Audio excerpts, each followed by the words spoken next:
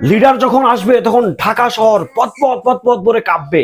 তখন ঢাকা সিটি একের পর এক জাস্ট থম থম খুশিতে আনন্দে আত্মারা হবে বাংলাদেশের মানুষ।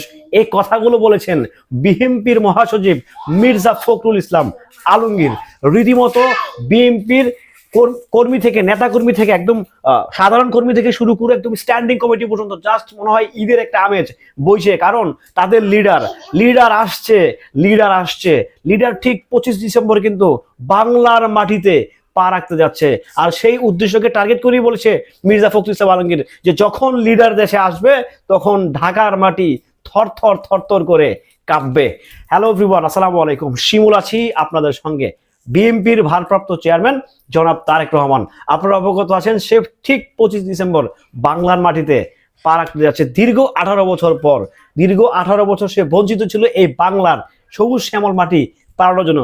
সেই লিডার কিংবা বিএনপির লিডার কিংবা হচ্ছে বিএনপির জনপ্রিয় ব্যক্তিত্ব, নট অনলি ব্যক্তিত্ব, তিনি হচ্ছে বিএনপির ভাইস চেয়ারম্যান।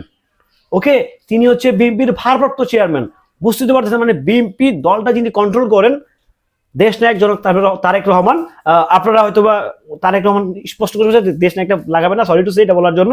বাট আমিও কিন্তু খুব এক্সাইটেড, কারণ আমি তারেক জিয়াকে অনেক ছোটবেলা দেখছিলাম, অনেক ছোটবেলা দেখছিলাম। সেটা আমি আপনাদের মানে স্পেসিফিকলি আমার মনে নাই।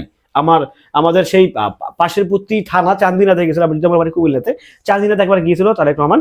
দেন ওখানে ছিল দেশ নেত্রী বেগম খালেদা জিয়া, যখন তৎকালীন প্রধানমন্ত্রী ছিলেন ওই সময়টায়, তখন দেখছিলাম একবার।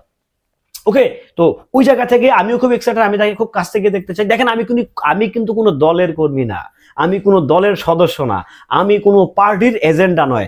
আমি জাস্ট এই যে চলমান টপিক এগুলো নিয়ে কথা বলি। এই যে যেমন দেশের একজন লিডার, একজন নেতা, আপনারা মানেন বা না মানেন, এই যে যত সব এই যে আন্দোলন বলেন, সকল আন্দোলনের নেতৃত্ব কিন্তু শুরুটা করছে বিএনপি। আপনারা মানবেন কিনা আমি জানি না, বাট সকল আন্দোলনের, হ্যাঁ, সবাইকে দিয়ে তো সবাই সাকসেস হয় না, বাট আন্দোলনটা কেউ না কারণ স্টার্ট করতে হয়, কারণ ধরে রাখতে হয়। সেই স্টার্টিংটা কিন্তু করেছে বিএনপি, বাংলাদেশ জাতীয়তাবাদী দল। নিঃসন্দেহে তারা এই স্টার্টিংটা করছে, সেই সুফলটা কিন্তু আমাদের বাংলাদেশের তরুণ তুর্কিরা নিয়ে নিয়েছে। বাট স্টার্টটা কিন্তু করেছে বাংলাদেশ জাতীয়তাবাদী দল, বিএনপি। আমাদের বিএনপির ভারপ্রাপ্ত চেয়ারম্যান জনাব তারেক রহমান, দেশ নেত্রী বেগম খালেদা জিয়া। নিঃসন্দেহে একটা ধামাকাদার একটা তাদের মধ্যে একটা এক্সাইটমেন্ট কাজ করছে, তাদের নেতা, তাদের লিডার অনেকদিন পরে আসতেছে।